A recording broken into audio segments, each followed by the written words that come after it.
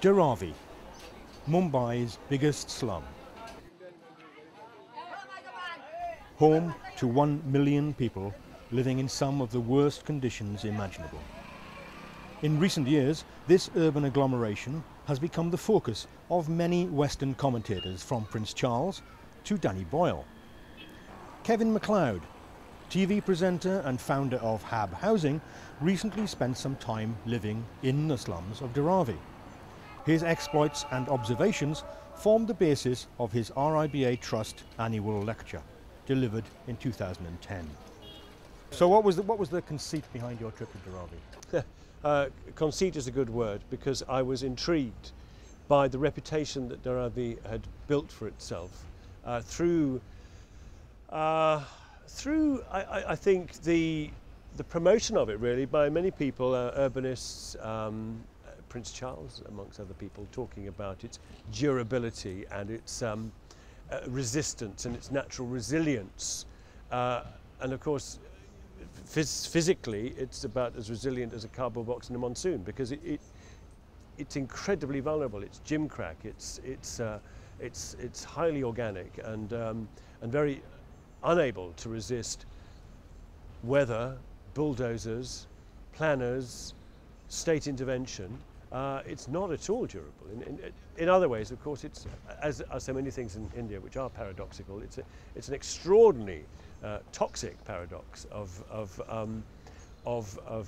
happiness and pollution and of recycling and resourcefulness together with, a degree of misery and a degree of appalling sanitation and big health and education problems. Often organic is seen in a positive way, but you seem to be hinting that maybe it's not as good as it's made out.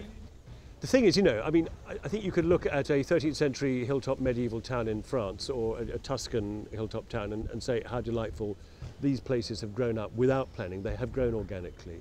They also have, each of them, experienced extraordinary tragedies in their history due to lack of sanitation, disease, poor medical care, famine, economic deprivation.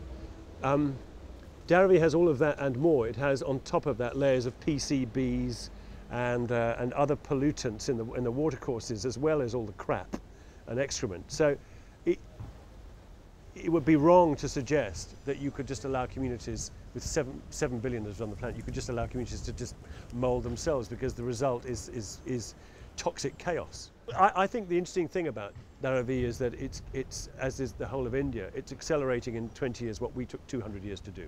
So before your eyes, industrialization is happening, and westernization is happening before your eyes, and there's a lot of fallout from that. A lot of people suffer, a lot of people are deprived of any part in that, in the way that in the 1880s rookeries in London that was the case as well. It's just that you're seeing it all happen in the course of one lifetime there, which makes it very disturbing.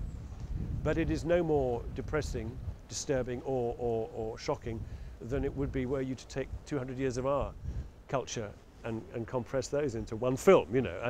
One would feel equally uncomfortable about where we've come from and how we come to be where we are today, on the basis of basically, exploiting other human beings. I mean, that's what India's doing right now, after centuries of fairly peaceable communal agricultural life, and it's what we've done.